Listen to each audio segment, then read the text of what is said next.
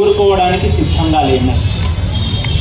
ఈ 954 తీసుకురావడానికి నాడు ప్రభాకర్ రావు గారు ఆడినటువంటి ఆస్కార్ డ్రామా మనందరికి తెలుసు కదా, తెలుసా ఆ విషయం? కొన్ని సంఘాలు అడుగుతున్నాయని ఈయన ఒక కమిటీ వేస్తాడు. ఆ కమిటీలో ఎవరిని పెడతాడు? ఈయన మాట జీ హుజూర్ అనే ఒక ఆయనని పెడతాడు. ఇట్లా అంటాడు, ఇట్లా అంటాడు. అలాంటి ఆయన ఒక ఆయన కన్వీనర్ పెడతాడు. కన్వీనర్ పెట్టి ఆ కన్వీనర్ ఏం చేస్తాడు? రోస్టర్లు ఇవ్వాలన్నా మెరిట్లు ఇవ్వాలన్నా అనే ఒక ఎక్సర్సైజ్ చేస్తాడు. దాని మీద ఒక పిహెచ్డి చేస్తాడు ఆయన. ఇదే రిజర్వేషన్ల ద్వారా ఏఈ, ఏడిఈ, డిఈ, ఎస్సీ, సిజిఎంఐ తర్వాత డైరెక్టర్ అయినటువంటి ఆ మహానుభావుడు ఏం చేస్తాడు? చివరికి దీని మీద ఒక పిహెచ్డి చేసి ఏమిస్తాడంటే మెరిట్లో ఇవ్వాలి. ఆ సార్ చెప్తాడు పైన, మెరిట్లో రాసేసి రైట్ మెరిట్లో ఇచ్చేయాలి, ఇది రాస్తాడు. అరే ఎట్లా రాసినామని అంటే మేము ఆయనకు చెప్పినాం, ఈయనకు చెప్పినాం, అందరి అభిప్రాయాలు తీసుకున్నాం. కానీ ఈ విద్యుత్ సంస్థలలో షెడ్యూల్ కాస్ట్ల యొక్క, షెడ్యూల్ ట్రైబ్స్ యొక్క హక్కులు కాపాడుతున్నటువంటి ఏకైక సంఘం ఎస్సీ ఎస్టీ అసోసియేషన్. ఈ ఎస్సీ ఎస్టీ అసోసియేషన్ యొక్క అభిప్రాయం మీకు అవసరం లేదా? అవసరం లేదన్నట్లుగానే ఆర్డర్ వచ్చింది. నరసింహరావు గారి భుజాల మీద తుపాకీ పెట్టి ప్రభాకర్ రావు గారు ఎస్సీ ఎస్టీల యొక్క రిజర్వేషన్లు లాక్కోవాలనుకున్నాడు. ఓబీసీలు, ఎస్సీలు, ఎస్టీలు, విమెన్, అదేవిధంగా డిఫరెంట్లీ ఏబుల్ ఉన్నటువంటి వీళ్ళ రోస్టర్ పాయింట్లని లాక్కోవాలని చూసిండు ఆ ప్రభాకర్ రావు గారు. ఇదే విషయం మేము గతంలో ఈ ధర్నా వేదికగా చెప్పినాం. కానీ నిరంకుశ నియంతృత్వ ప్రభుత్వం, అప్రజాస్వామిక ప్రభుత్వం మన మాట వినలేదు. కానీ బాబాసాహెబ్ అంబేద్కర్ మనకు ఒక విషయం చెప్పిండు, నేను ఇచ్చినటువంటి హక్కుల ద్వారా బాగుపడ్డ మీరు కేవలం మీ పిల్లలు, మీ సంసారం, మీ ఉద్యోగం, మీ యొక్క ఆస్తుల గురించి మాత్రమే కాదు, వెరగ ఉన్నటువంటి 90% మంది నీ సమాజం గురించి పనిచేయమని చెప్పారు.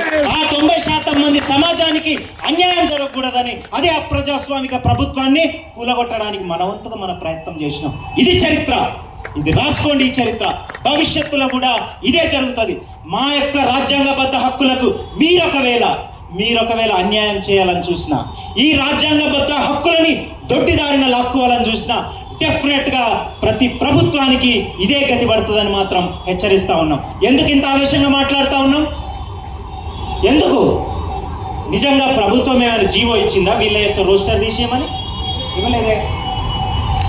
మరి క్లారిఫికేషన్కి ఎందుకు రాశారు? మీ దగ్గర క్లారిటీ లేదని క్లారిఫికేషన్కి రాశారు.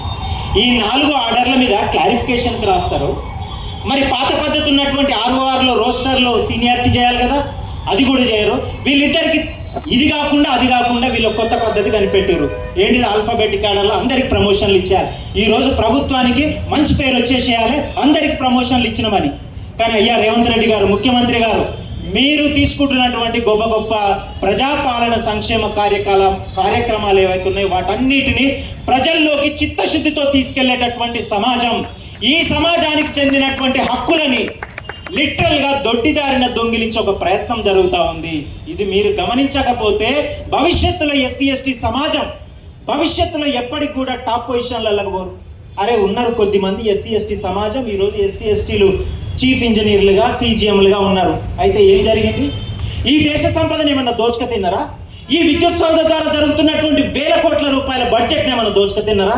లేకపోతే ఈ దేశంలో, ఈ రాష్ట్రంలో ఉన్నటువంటి ఆస్తులను మొత్తం వాళ్ళు ఏమైనా కుప్పగట్టుకొని వాళ్ళు ఏమైనా తీసుకుంటున్నారా? ఏం జరుగుతుందని, ఎందుకింత ఒక ఓర్వలేనితనాన్ని మన సమాజంలో సృష్టిస్తున్నారు? ఎస్సీ ఎస్టీ సమాజం అంటే వీళ్ళంతా ప్రభుత్వం ద్వారా ఏదో గొప్ప అవకాశాలు పొందుతున్నారనే భ్రమల్లో మీరు ఉంచుతున్నారు. ఇప్పటికీ మేము ఈ వేదిక ద్వారా అడుగుతున్నాం, ఎంతమంది ఎస్సీ ఎస్టీలు కాని స్త్రీల మీద అత్యాచారాలు జరిగినాయి, అఘాయిత్యాలు జరిగినాయి?